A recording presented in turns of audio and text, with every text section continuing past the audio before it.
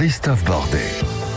Les vraies voix sur Sud Radio avec des enfants, voire même des petits-enfants plus ou moins assumés de la Chiraki, Babette de Rosière, Philippe Binger, Clément Barguin, Florian Hessy, comédien. C'est sa première dans Les vraies voix. On peut applaudir Florian Hessy.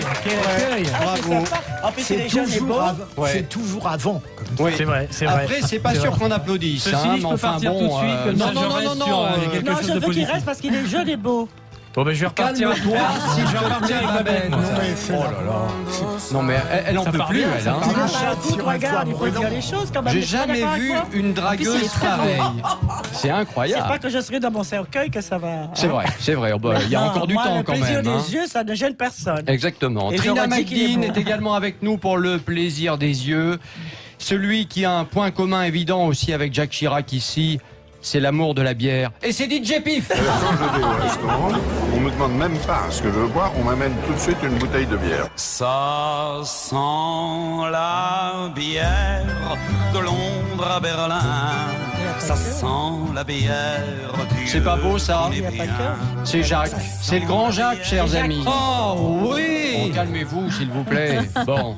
Pour parler notamment de Jacques Chirac, aujourd'hui, chers amis, notre vraie voix exceptionnelle du jour dans les vraies voix sur Sud Radio, la journaliste Sonia Mabrouk, que l'on peut accueillir et applaudir. Bonsoir.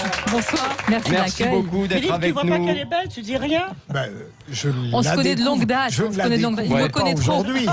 Belle, ça dépend. Je pense que vous irradiez Bien, qu'il a le bec cloué en Non, réalité. Mais pas du tout. bon, Si hein. je rappelais tout le temps Ce n'est qu'elle pas est son belle, genre, si je peux me permettre, le bec cloué, et oui. puis Ah oui. Sonia, si je rappelais tout le temps que vous êtes belle, vous finiriez par en douter.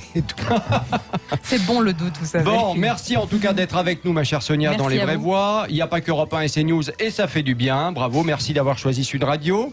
On est heureux de vous avoir évidemment avec nous en ce jour un peu particulier. Vous êtes avec nous jusqu'à 18h et au-delà de Jacques Chirac, on va parler de votre livre Douce France, où est passé ton bon sens aux éditions Plomb. Tiens, Chirac, c'était le bon sens quand il refusait par exemple de suivre les Américains sur la guerre en Irak. Ah oui, pour cet exemple, c'était même la quintessence du bon sens. Ouais, c'est pour ça que je l'ai choisi un peu. Ben, hein. vous avez bien fait, Ouais. c'est l'exemple que j'aurais pris en premier. Effectivement, c'est une décision qui jusqu'à aujourd'hui, on en voit les conséquences positives. Il a eu le bon sens, il a eu surtout, au-delà du bon sens, une véritable vision d'un monde et d'un monde arabe qu'il connaissait bien et parfaitement. Et c'était une vision et un bon sens tout à fait gaullien, je pense. Vous l'avez connu un petit peu, Chirac? Vous Je l'avez l'ai croisé, ouais. au quai Branly, alors un petit peu sur la fin. Au musée Je l'ai Jacques connu Chirac, ouais. vieillissant, mais je l'ai connu amoureux des cultures, amoureux du dialogue des cultures. Et pour la Méditerranée que je suis, forcément, ça me touche particulièrement. Eh bien, ma chère Sonia, le premier débat des vraies voix aujourd'hui, justement. Chirac est-il le dernier président à avoir eu du bon sens et surtout à avoir eu le sens commun? On vous attend pour en parler au 0826 300 300 et sur Facebook et Twitter, bien évidemment. Autre débat à 18h30, obsèques du président Chirac. La famille a-t-elle eu raison de refuser la présence de Marine Le Pen aux obsèques? 0826 300 300, vous êtes les bienvenus là aussi. Et puis, à 19h, les vraies voix politiques, comme chaque lundi. Éric Zemmour fait polémique, une nouvelle fois. Samedi, lors de la convention de la droite organisée par les proches de Marion Maréchal, affirmant que les Français seraient un jour les Indiens et les esclaves des migrants et des islamistes. Zemmour parle d'une inversion démographique et d'une inversion de la colonisation. Zemmour va-t-il trop loin? On vous attend là aussi pour en parler, bien sûr. Avant notre tour de table de l'actualité, le dernier hommage à Jacques Chirac, les obsèques à Saint-Sulpice en présence des anciens chefs d'État français et des nombreux chefs d'État étrangers actuels ou anciens comme Poutine ou Clinton. Cérémonie sobre, présidée par Emmanuel Macron, et ce moment très émouvant, l'impromptu de Schubert joué au piano.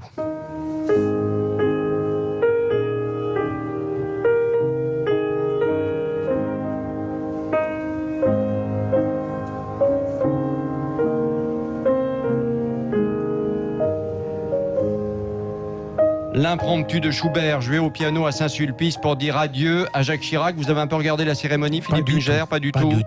Et vous? Ah bah oui, je regardais. Oui. De toute façon, il a frappé, hein, Chirac. Il est mort, il frappe encore. Vous avez vu le nombre de personnes qui étaient là, la population, tout le monde était là. Durant 4 jours, on n'a parlé que de Chirac. Rien ne s'est passé dans le monde. Je l'ai personnellement connu, Chirac, parce que je l'ai connu jeune, il y a plus d'une 30aine d'années. Eh bien, on va en parler justement, ma chère Babette. Vous êtes juste passé en coup de vent, d'ailleurs, aujourd'hui, Oui, puisque parce que d'habitude, vous êtes là jusqu'à 19h. Mais je vais rendre encore hommage à Chirac à Poissy, parce que je dois faire un discours à Poissy. Oui. Sur la vie de l'homme. Moi, j'aime bien. Je dissocie l'homme de l'homme politique. Il ne faut pas mélanger les gens. Vous l'avez bien connu. Qu'est-ce que vous garderez comme souvenir de Jacques Chirac? Moi, je regarderai toute la partie où il venait dans mon restaurant à Opéra. J'avais mon premier petit restaurant à Opéra. Dès qu'il s'agit d'allonger le carnet de chèques, non, tu vois, tu es mauvais. L'idéalisme. Tu vois, je vais te dire une chose. Quand possible, il venait chez moi, il était lui-même, il était sympa, il rentrait dans le moule. Les clients étaient là, il parlait à tout le monde, il faisait son petit punch derrière mon bar. C'était un bon vivant. Il faisait son punch lui-même. Lui-même derrière mon bar. Et après, il payait. Ah ben bien sûr. Alors je vais vous dire une chose. Il faut bien écouter. Moi, j'aurais pas payé. Chirac, c'est quelqu'un qui a toujours payé ses additions. Ah, c'est bien. Toujours. Et c'est pas le cas de tout le monde. C'est Mais vrai. moi, je parle de l'homme. C'était un bel homme, d'ailleurs. Il y a rien. C'était un bel homme, séducteur. Mais c'est quelqu'un qui aimait les gens. Et je pense que s'il est rentré en politique, c'est parce qu'il était très proche des gens et c'est parce qu'il aimait les gens. Moi, je rentre pas dans la politique, justement, dans les détails, mais je parle de l'homme. L'homme Chirac. Alors, c'est vrai était que, délicieux. Puisqu'on parle vrai sur Sud Radio, moi, j'ai connu un restaurateur dans le Puy-de-Dôme qui m'a raconté le premier jour, la première fois que Valéry Giscard d'Estaing est venu déjeuner chez lui. Alors il est venu déjeuner chez lui, il a bien mangé, il a bien bu, il s'est levé et il est parti. Voilà. Non, il c'est n'a pas payé l'addition. Il est revenu une deuxième fois, il s'est bien installé. Il a été servi et au moment de se lever pour partir, il allait partir sans payer l'addition une fois de plus. Et le restaurateur l'a chopé par le col en quelque sorte et lui a dit: Monsieur le Président, excusez-moi, c'est pas le cas de Jacques Chirac. il faudrait quand même payer l'addition. Oui, parce qu'il y a quand même un moment où c'est pas parce qu'on est président de la République que c'est gratuit. En tout cas, moi, je n'offre rien dans mon restaurant. Je n'offre rien. Je dissocie mon travail. C'est parce que le restaurateur n'a pas dissocié son travail et l'homme politique. Moi, tu payes quand tu viens dans mon restaurant. Si je t'invite, c'est autre chose. Mais il y a personne, aucun homme politique qui vient chez moi qui ne paye pas l'addition. Je suis désolé. Parce que c'est pas la mère Teresa. Hein. Moi, tu payes, tu passes à la caisse. Je suis désolé, c'est mon Il y a du bon sens. Hein. Oui, c'est du bon sens. C'est du bon sens. Et Chichi payait ses additions. Il invitait tout le monde parfois, etc. Je vais te raconter une chose. Mitterrand les Quand payait il recevait les journalistes chez moi, on avait un code, lui et moi. Il me faisait ça.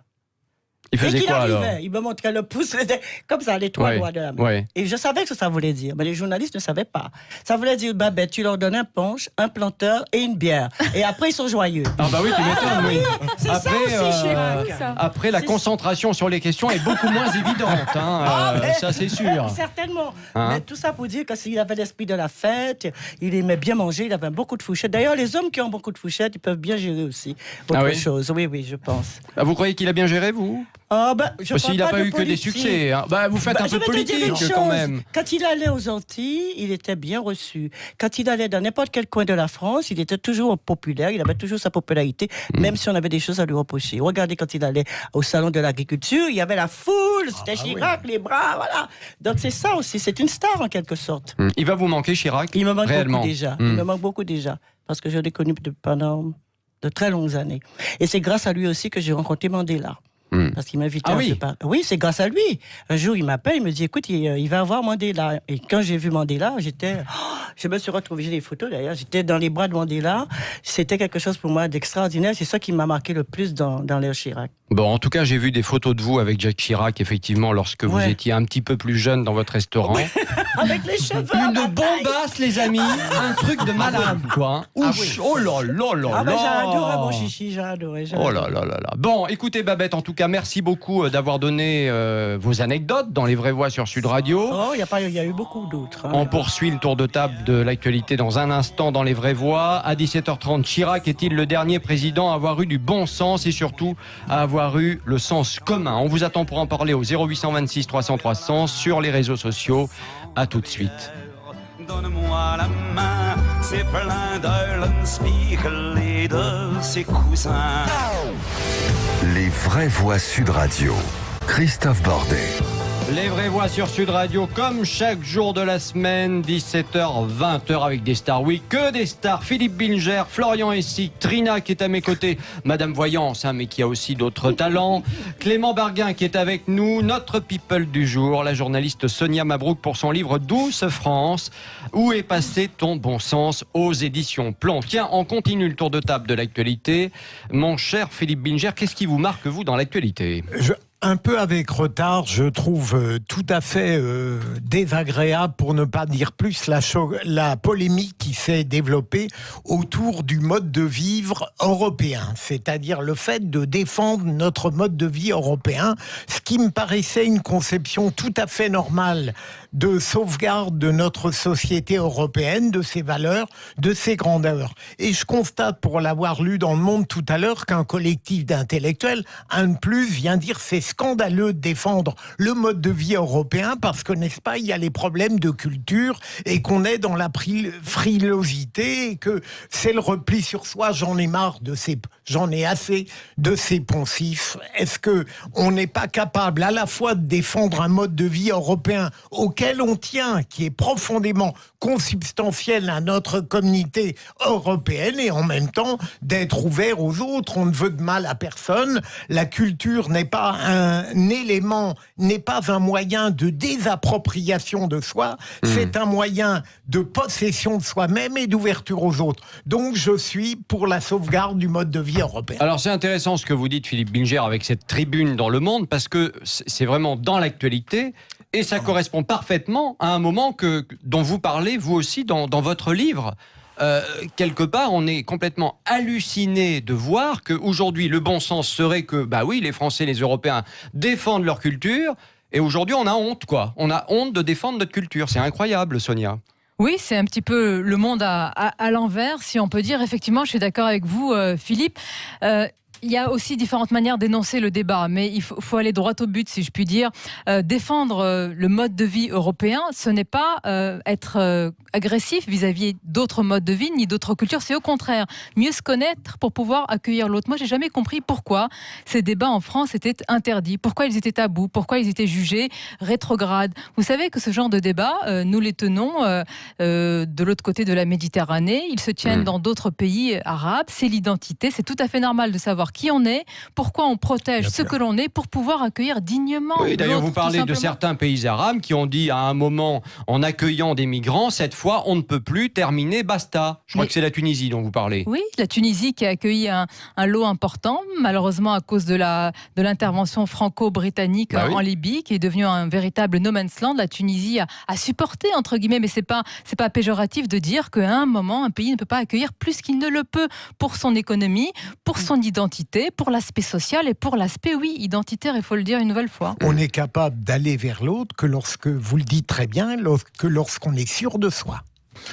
C'est vrai que c'est un vrai problème, ça. Et en France, c'est un vrai problème. Je vais vers vous volontiers, Christophe. C'est gentil. Ben moi, je vais quand même me poser des questions avant de faire le pas inverse. Hein. Il ne faut pas oublier le nombre d'inepties qu'on dit. Oui, on dit pas mal de conneries aussi. Mais je note. Et puis, alors, Florian, qu'est-ce qui vous marque, vous, dans l'actu ? Alors déjà, je vous remercie de m'avoir invité. C'était gratuit, alors on s'est dit on va le faire venir. C'est ça, mais de me faire venir sur une actualité aussi brûlante que les obsèques de Jacques Chirac, parce que pour trouver autre chose dans l'actualité... il ne faut pas regarder BFM. Il faut rien regarder du tout. Non. C'est ça le problème. Non, moi ce qui m'a marqué, alors je ne sais pas si vous vous souvenez de cette actualité de juin avec cette dame près de Mulhouse qui est décédée après avoir appelé le SAMU.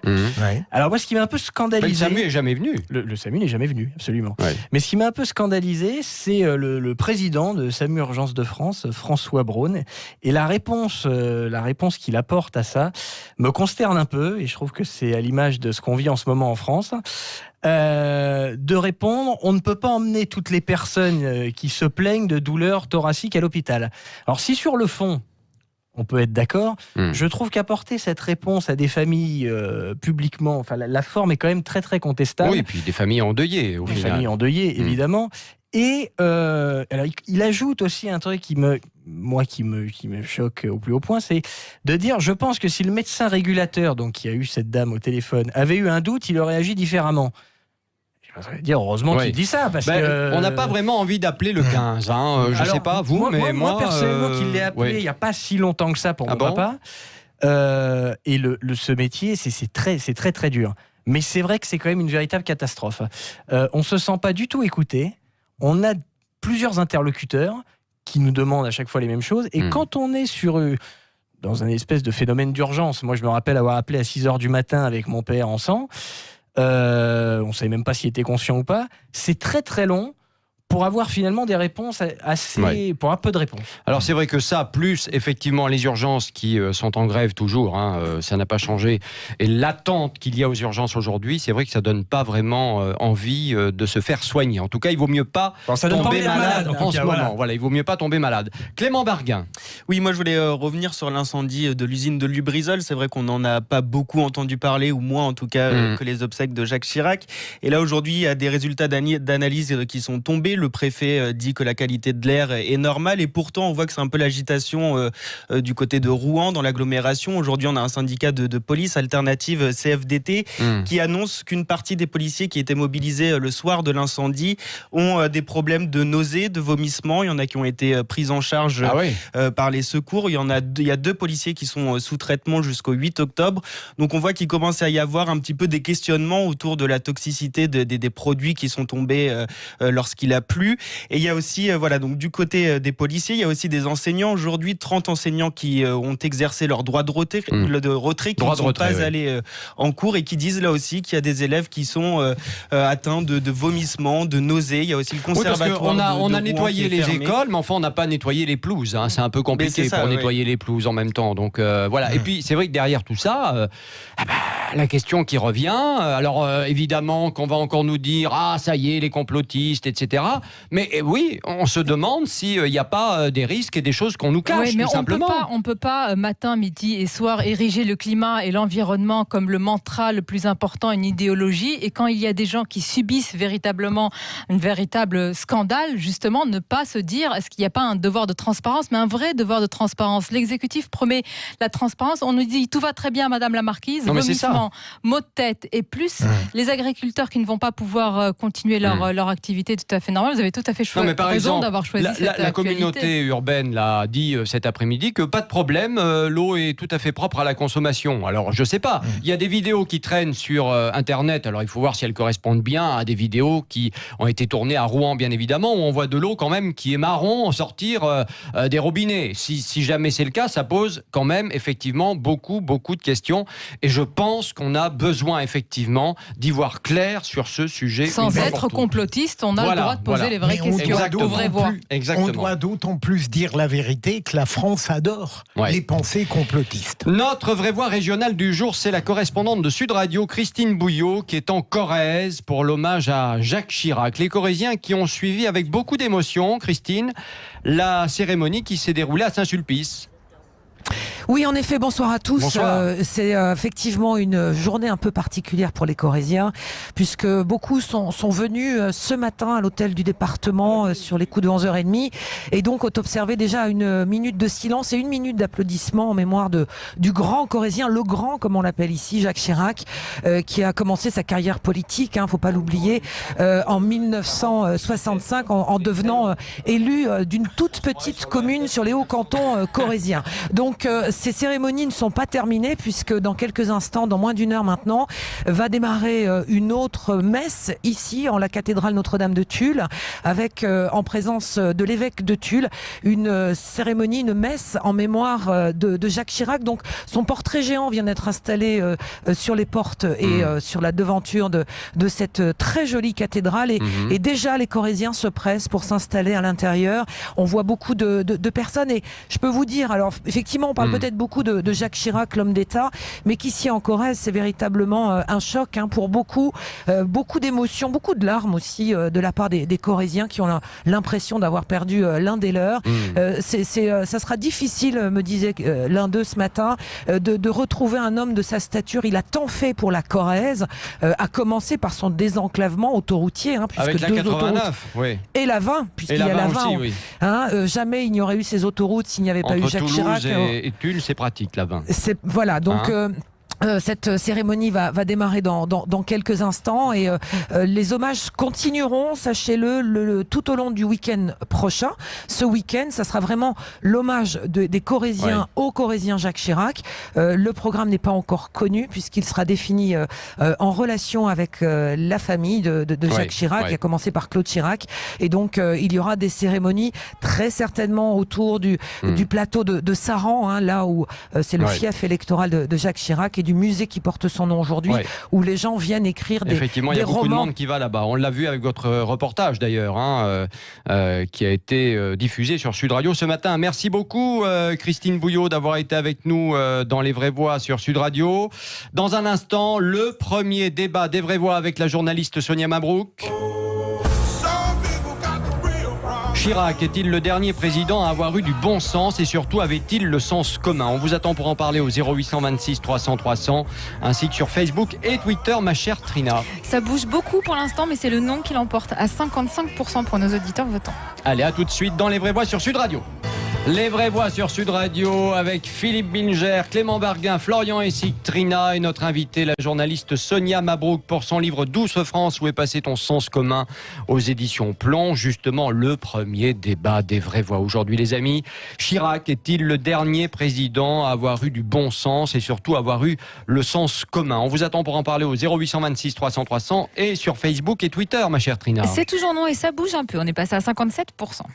Alors Sonia, dans votre livre, vous dites que l'un des présidents le plus souvent associé au bon sens, c'est Jacques Chirac. Et vous citez des exemples. Quand il dit par exemple, on oublie une chose, une grande partie de l'argent qui est dans notre porte-monnaie vient précisément de l'exploitation depuis un siècle de l'Afrique. Alors il faut avoir un peu de bon sens pour rendre aux Africains ce qu'on leur a pris. C'est vrai que le bon sens, c'était une expression qui était très utilisée par l'ancien président. J'ai essayé de faire un petit peu l'exégèse de cette expression dans la bouche des différents présidents, et c'est celui qui l'utilisait le plus. Ça ne veut pas dire que c'est celui qui incarnait le bon sens, mais enfin, je crois qu'on peut se mettre d'accord, même si on a des définitions différentes du bon sens, que Jacques Chirac avait une forme d'authenticité populaire. On peut bien le dire, je crois qu'on le remarque ces jours-ci, même si on conteste son bilan, même si on n'est pas d'accord avec ses idées politiques, même si on n'est pas d'accord avec ce qu'il a pris comme décision, je pense qu'il avait ce lien à la fois charnel, ce lien avec la terre. Le bon sens populaire. Voilà, qui nourrit pour moi un bon sens à la fois populaire, un bon sens paysan, on l'a souvent dit. Jacques Chirac, si proche des paysans, si proche de nos agriculteurs, de ce qui fait la France, ses paysages et tout cela. Donc je pense que dans cette partie-là, en fait, l'homme qu'il était incarnait ce bon sens. Maintenant, le politique, c'est autre chose. Alors, justement, moi, la question, je me pose quand même, parce que quand on regarde Chirac, du début à la fin de sa carrière politique, on sent l'homme élastique. On sent l'homme politique élastique. Clairement, je crois que c'est l'image la plus évidente. Chirac hume les périodes, hume le temps. Est-ce que ça, c'est du bon sens ? Écoutez, avoir une colonne vertébrale idéologique plastique, pour moi, il y a une forme de bon sens. Pourquoi ? Parce qu'il n'y a pas d'entêtement. Il n'y a pas d'entêtement, il a su le prouver sur différents sujets. On reprend souvent l'exemple du non à la guerre en Irak et le non-suivisme américain. Je pense quand même qu'il a fallu avoir une certaine vision, une certaine élasticité pour penser qu'à ce moment-là, il ne fallait pas suivre la première puissance mondiale, il fallait faire autrement. Même si je reconnais que sur d'autres sujets, on va en parler, le chiracisme est un immobilisme. Le chiracisme n'est pas forcément un bon sens économique, on est bien d'accord. Oui. Mais je pense qu'il les résultats n'étaient pas vraiment présents au niveau économique. Hein. Certes, il n'avait pas eu la crise encore, mais bon, la crise de 2008. Mais justement, il aurait dû profiter de ce moment-là, parce qu'il n'y avait pas de crise, pour mener la France à bon port. Mais vous savez, au final, et c'est pour ça qu'il y a une forme d'unanimisme aujourd'hui, qu'est-ce qu'on retient après la mort d'un chef d'État, et surtout d'un chef d'État qu'on a vu affaibli? Je pense qu'il y a des circonstances atténuantes, qu'il y a une forme d'affection autour de Jacques Chirac. On retient ce qu'il a fait pour notre pays à l'international. On retient une certaine idée de la France. Et moi, je suis attachée à ça. Chirac, c'est un certain esprit français. C'est une élégance, c'est une manière d'être. C'est une manière d'aimer son pays, d'aimer ses paysages, d'aimer les Français, d'aimer les paysans. Et moi, j'aime ça. Enfin, cela étant dit, est-ce qu'il avait, par exemple, le côté gouverner, c'est prévoir Alors c'est drôle que vous utilisez cette expression parce que tout à l'heure, lors de son homélie, Monseigneur Aupetit avait dit cela. Jacques Chirac, c'est aussi gouverner, c'est prévoir. Il faut bien le reconnaître que sur le plan national, non. On peut citer plusieurs exemples. Évidemment que la suppression du service national, on a tous une nostalgie de cela, on a tous une nostalgie de ce service qui permettait cette cohésion, ce brassage. Je pense qu'il a eu quelques idées de non-sens, mais qu'au final, le bilan reste positif. D'ailleurs, on a dit quelque chose par rapport à ça. On a dit, finalement, Chirac, il a enterré le gaullisme. Et notamment sur cette affaire de service national. Mais il ne faut pas oublier que De Gaulle, ce qu'il voulait, c'était quand même une armée de métier avant tout. Et c'est ce qu'on a eu. Aujourd'hui, on a l'une des armées qui est capable de se projeter le plus rapidement. On l'a vu quand on est parti en Afrique. Seule l'armée française peut se projeter ainsi, contrairement aux autres armées européennes, excepté l'armée britannique. Donc, vous voyez, à chaque fois, c'est contrasté avec Jacques Chirac. C'est pour ça que c'est compliqué. Oui, il a supprimé le service national, mais en même temps, on a une armée qui est professionnelle et qui est reconnue dans le monde entier. Alors, le bon sens, mais il ne l'a pas non plus quand il y a cette dissolution qu'il décide de l'Assemblée nationale, quelque part, non, Philippe Bilger? Oui, là où, si je peux dire un mot... il ne répond jamais à mes questions, tu sais. Mais le bon sens, il ne l'a pas eu, clairement.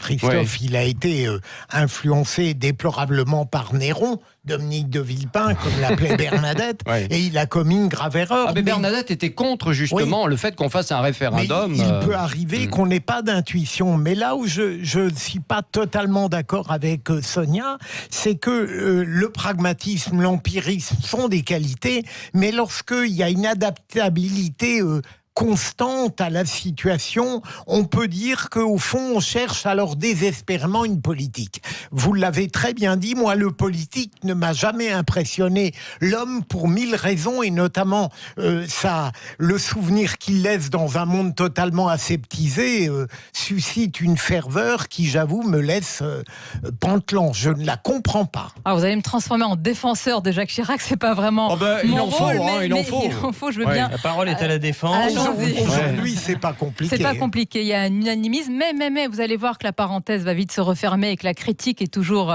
présente dans notre pays. Là où je suis pas d'accord avec vous, Philippe Bilger, si vous me permettez, bien sûr qu'il y a une élasticité de son, on va dire, de ses convictions, mais sur certains points, moi je trouve que c'était un homme de droiture. Voilà, Jacques Chirac, pour moi, c'est une droiture, c'est une vision. Quoi qu'on pense de son action au niveau des handicapés, au niveau de l'extrême droite, sans en faire le diable dans notre pays, mais quand même, c'est quelqu'un qui a, du début à la fin, suivi sa route démocratique et il l'a respectée. Après, on peut ne pas être d'accord avec cela. C'est une politique du cœur, c'est ça qui m'agace. C'est qu'une politique du cœur. Il n'y a pas, me semble-t-il, la vision lucide, cohérente, à long terme d'un grand politique. Mais politique du cœur, ça n'est pas négligeable. Pas sur la scène nationale, mais l'avait-il sur la scène internationale, parce que c'était un homme qui avait cette connaissance des cultures, cette connaissance des pays, cette connaissance de l'histoire, et je dirais même du tragique de l'histoire.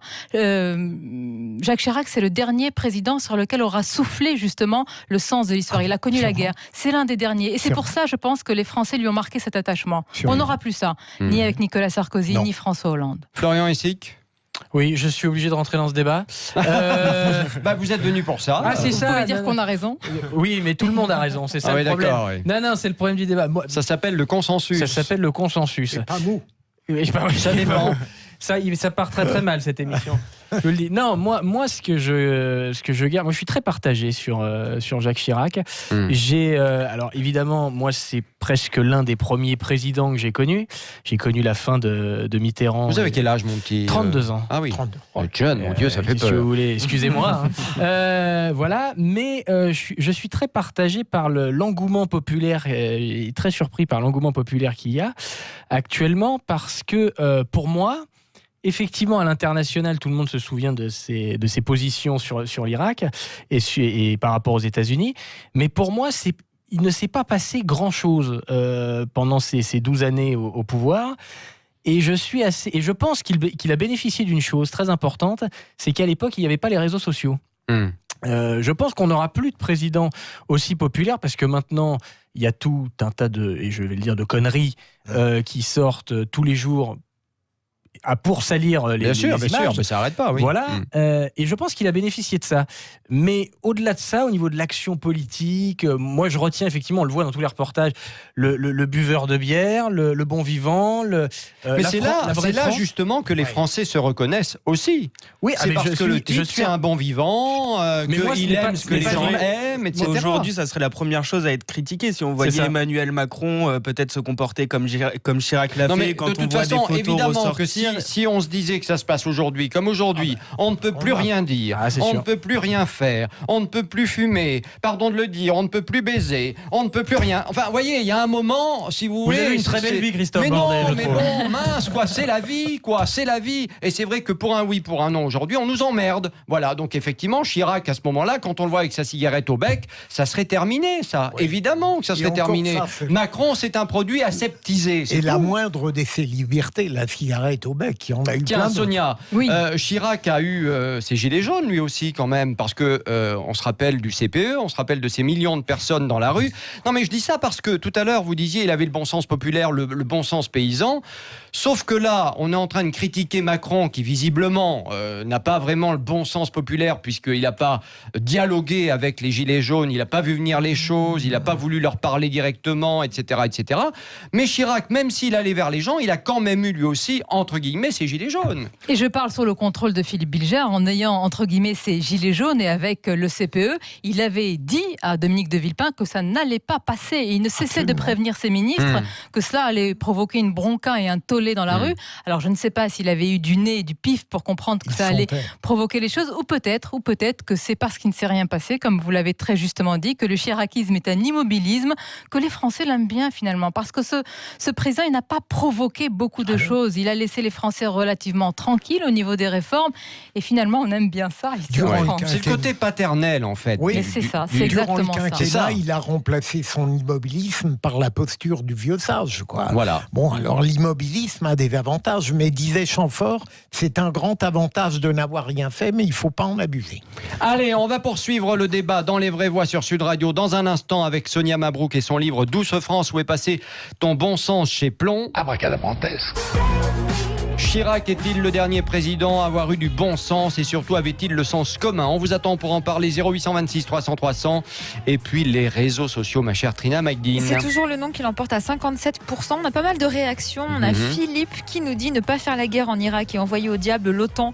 Oui, ça avait du bon sens. Merci encore pour ça. Et voix sur Sud Radio avec Philippe Bilger, Clément Barguin, Florian Essic, Trina et notre invité Sonia Mabrouk, journaliste, auteur du livre Douce France, où est passé ton bon sens chez Plomb. Notre débat dans les vraies voix sur Sud Radio, Chirac est-il le dernier président à avoir eu du bon sens? On vous attend pour en parler au 0826 300 300 et on va entendre Didier qui nous a appelé, qui est avec nous dans un instant, et puis bien sûr Trina, donc les réseaux sociaux. Et le nom continue d'augmenter, on est passé à 58%. Eh bien mon cher Didier, bonsoir. Oui, bonsoir, comment allez-vous? Très bien, Didier qui nous appelle d'Antony. Vous avez connu Chirac, vous? Bah oui, j'ai 60 ans, donc j'ai un petit peu connu. Ah mais ça s'entend pas, hein. On dirait un jeune homme de 32 ans, comme Florian Essic, pareil. Ouais. Absolument, mais moi ça s'entend. Oui. Lui ça s'entend, oui, voilà. Ouais. Non, effectivement, moi, je voulais confirmer. Bon, si vous voulez, moi ce que j'apprécie pas trop, c'est qu'on fasse de Chirac un peu le roi soleil. Alors pour moi, c'est plutôt une éolienne, quelqu'un qui brassait beaucoup d'air. Très belle image. Comment? Bonne image.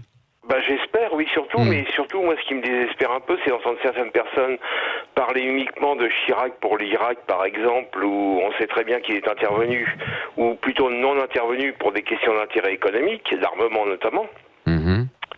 Et on n'entend personne pour parler du bombardement en Serbie, par exemple. Vous avez l'impression que les Français ont la mémoire courte, quelque part, sur un certain nombre de sujets, peut-être. Très sélective. Oui. Alors, des commentateurs, des éditorialistes, des hommes politiques, des journalistes surtout, notamment 99%. Mais c'est toujours de la faute des journalistes, hein, ça, de toute façon. Pardon? C'est toujours de la faute des journalistes, Didier. Non, pas la faute des journalistes, mais la faute des journalistes sur certains médias, oui. Oui, voilà. Pas sur Sud Radio, donc, hein, on est d'accord. Alors, je vais vous dire une chose, ni Sud Radio, ni Radio Courtoisie, par exemple. Oui. Et pas CNews non plus, hein. Non, parce qu'il y a Sonia Mabrouk avec nous, alors c'est pour ça. Alors, je vais vous dire une chose, Sonia m'a beaucoup surpris parce que quand elle était sur LCP, c'était un peu le toutou. Oula, Sonia, vous avez bien fait de venir. Attendez, il va finir sa phrase. Moi, je dis ce que je pense, hein, donc. Et maintenant? Eh ben, je trouve qu'elle a une parole beaucoup plus libre. Bah voilà, tant qu'on progresse. Moi, je vais vous dire, j'habite à côté de Saint-Émilion, vous êtes comme le bon vin. Vous vous bonifiez avec le temps, ma chère Sonia. Voilà. Non, mais vous avez raison, je le dis pas pour vous caresser dans le sens du poil, puisque vous avez dit tout. Mais vous avez raison dans le sens où, écoutez, ce qui est compliqué ces jours-ci et ces heures-ci, c'est qu'on est dans le temps de l'hommage. Donc quand on commente, moi j'ai commenté, j'ai appris la mort de Jacques Chirac en direct, et puis j'ai commenté ce matin la cérémonie religieuse. Moi, j'ai j'ai un respect envers la chose publique. Ça ne veut pas dire que j'ai un respect envers les responsables politiques. J'ai un respect envers la chose publique, envers la République. Donc, quand il y a ces moments-là, je pense qu'il y a une parenthèse qui est toute républicaine et qui est même religieuse et spirituelle. C'est-à-dire qu'à un moment, on respecte la famille, etc. Il y a le temps du débat. Et le temps du débat, vous savez, en France, honnêtement, il n'y a pas un président qui est épargné. Il n'y a pas un responsable politique dont on ne mord pas les mollets. Oui, on aime mais il y a un moment, vous savez, où voilà, il a eu sa vie. Il a été condamné aussi, Jacques Chirac. Ça a été le premier président. Donc, quand on parle d'image, moi aussi, je dis attention, image contrastée, parce que c'est le premier président de la République condamné. On n'est pas en train de refaire son bilan ni de le rendre tout rose. Au contraire, on est en train de dire que parfois, il y a eu un certain moment de la présidence de Jacques Chirac, une image de la France où on a pu se sentir fier de ce qu'était la France sur la scène internationale. C'est tout. On n'est pas en train de repeindre en rose, et vous avez raison.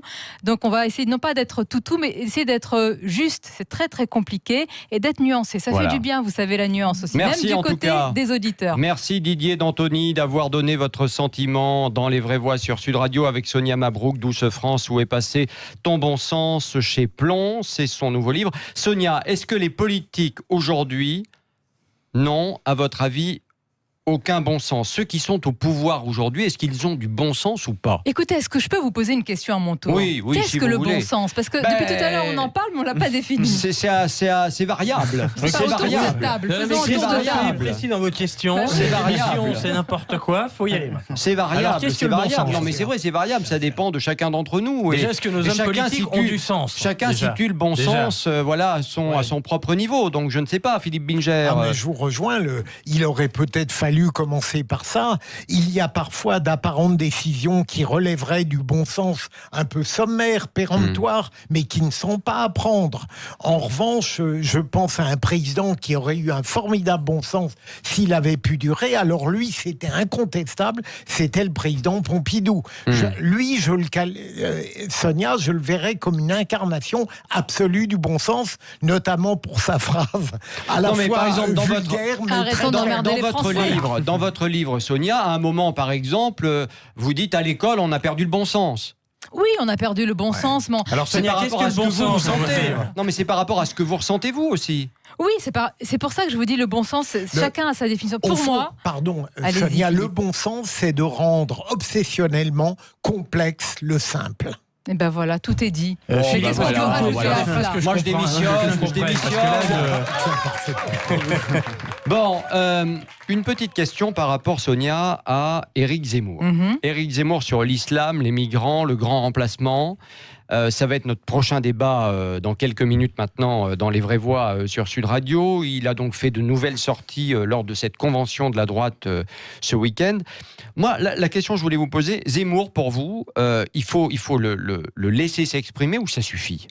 Écoutez, c'est une vraie question. Il y a quelque temps, j'aurais répondu assez facilement, il faut le laisser s'exprimer et puis il faut débattre avec lui. Il y a quelque temps, lorsque ses livres suscitaient, et suscitent encore toujours, la polémique, le débat, parfois sain, parfois il y a des questions qu'il aborde dont il faut parler. Aujourd'hui, moi, la question que je me pose, et je vous le dis en toute honnêteté, c'est il y a une différence entre un débatteur, un éditorialiste, journaliste que je suis, et puis quelqu'un qui porte un projet politique. Et là, on n'est plus dans la même catégorie. Et là, on confond les deux. Il confond les deux. Donc la question, moi je ne suis pas l'arbitre des élégances pour savoir qu'est-ce qu'il a en tête, mais je pose la question et elle mérite de lui être posée pour savoir quelles sont ses véritables intentions. Si c'est un débatteur, si c'est un éditorialiste, quelles que soient ses idées, toutes les idées, sauf lorsqu'elles sont condamnées, et là on passe par la justice, c'est Philippe Bilger, ça je vous regarde et vous le savez, dans ce cas-là c'est autre chose. Mais bien sûr qu'elle mérite d'être débattue dans notre débat public et politique, sauf si on a un projet politique et si on a une véritable feuille de route, là on passe de l'autre côté du miroir. Vous en pensez quoi, Philippe Bilger? Alors, moi, je n'aurais pas dit un mot de ce qu'a dit Éric Zemmour à la convention de la droite. Mais je le défendrai mordicus précisément parce que je crois à la liberté de penser jusqu'à la prochaine condamnation si elle arrive.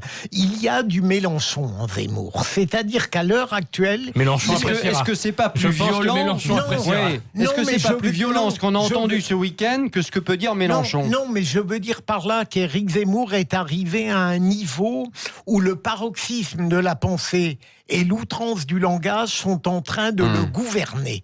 Alors s'il est condamné, et donc je serais prêt à le défendre. Vous avez raison, sauf que le problème, à force de dénoncer ce qu'il croit être ce qui va arriver, c'est-à-dire cette guerre civile en France, on a l'impression qu'il la souhaite.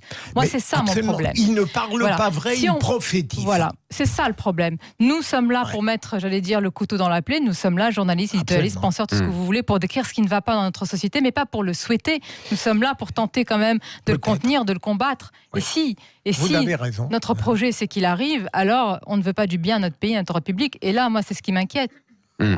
Quand je vous entends, Sonia, et c'est pas pour vous mettre en difficulté évidemment que je vous dis ça, mais on aura l'occasion d'en parler dans le débat tout à l'heure. SOS Racisme a décidé aujourd'hui de lancer une pétition contre l'arrivée d'Éric Zemmour sur CNews, où vous officiez également. Vous-même, vous comptez vous positionner par rapport à ça? Je vous en parle très librement. Dès que vous me posez la question, moi je vous l'ai dit sur le plan idéologique, ce que je pense d'Éric Zemmour, en tous les cas, maintenant de son positionnement. Il n'est pas encore annoncé sur CNews. Je sais que cela provoque des remous, cela provoque des questionnements. Je vous donne ma position, là, à l'heure actuelle. Moi, j'attends de voir. Pour l'instant, Éric Zemmour est passé d'une place d'éditorialiste que l'on peut combattre, etc., à une place de quelqu'un qui porte un projet politique et malheureusement qui souhaite que ses idées très noires arrivent en France. Et ça, ce n'est pas possible. Voilà, eh bien, tout est dit. Merci Sonia Mabrouk. Douce France, où est passé ton bon sens? Chez Plon, un livre que... il faut absolument aller acheter et lire. Moi, je l'ai lu ce week-end, ça m'a fait beaucoup de bien. Et Sonia demande pas de bon sens. Hein. Oui. Ça, je peux vous le dire. Non, c'est le bon sens dans tous les sens, Sonia. Hein, absolument. Notre débat dans les vraies voix. Résultat. Elles font Chirac est-il le dernier président à avoir eu du bon sens et surtout avait-il le sens commun? Résultat définitif sur les réseaux sociaux. Trina. Eh bien, écoutez, c'est le non qui l'emporte à 58%. Et on va rendre un dernier hommage détendu. Oui, détendu à Jacques Chirac avec les rois de l'info. Mes chers compatriotes. Oui. Compagnons, mangez les pommes. Qu'est-ce qui lui arrive à la 2? Il faut faire chauffer l'appareil. Je vous remercie. Allez, ma chère Trina, c'est parti, je vous écoute. Alors, une info, 3 propositions, il faut trouver la bonne et le plus vite possible. Première info... Et on gagne la couronne virtuelle des vraies voix. Oui, ça il faut le dire. Peut-être, Sonia, que vous repartirez avec la couronne de reine sur la tête. Je suis toute oui. Alors, Jacques Chirac avait offert un cadeau à Emmanuel Macron. De quoi s'agissait-il? Est-ce que c'était un portrait du général de Gaulle en bronze, son propre livre dédicacé ou sa collection de couteaux? 1. Bravo, oui. Sonia Mabrouk. Et lors de la gagne du premier coup? Non, il y en a d'autres. Il y a encore 2 questions. Et lors de l'allocution d'Emmanuel Macron en hommage à son prédécesseur, ce cadeau était le seul objet disposé sur son bureau d'ailleurs. Deuxième info, Jacques Chirac s'était servi de son pouvoir de président pour donner un coup de pouce non négligeable à des amis. Qu'a-t-il fait exactement? Est-ce qu'il a aidé Louise Bourgoin à devenir Miss Météo sur Canal+? Je pense. Moi, je pense que c'est la une. Il aurait pu. Est-ce qu'il a aidé Johnny Hallyday et Laetitia à adopter Jade ou est-ce qu'il a aidé Vincent Lindon à tourner son premier film? C'est la réponse 2. Oui. Exactement, il a intercédé en sa faveur lors d'un voyage officiel au Vietnam en 2004 pour accélérer la procédure. J'aurais préféré un point. Non. Respectons les règles. On va départager. Donc le face-à-face est tendu entre Sonia et Philippe Bilger. C'est une belle notion. Troisième info, en 92, à l'occasion d'un dîner à l'hôtel de ville de Paris, Jacques Chirac a souhaité présenter son chien à Michel Denisot. Quel était le nom du chien? Est-ce que c'était Minus, Ducon ou Élysée? Ducon. Oui. Et il avait même dit en plaisantant que c'était Giscard qui lui avait offert. Bon. Alors je vais vous départager. And the winner is... Mais honneur aux femmes, non? C'est compliqué. J'ai décidé de prendre le point de Essic et le point de Bilger et de tout donner à Sonia qui est la reine du jour. Merci en tout cas Sonia d'être venue nous voir dans les vraies voix sur Sud Radio. Dans un instant, bien évidemment, le journal de 18h avec Olivier Montaigu et puis les vraies voix se poursuivent dans quelques minutes avec un nouveau débat. Obsèque du président Chirac. La famille a-t-elle eu raison de refuser la présence de Marine Le Pen? Là aussi, vous êtes les bienvenus pour en parler. À tout de suite.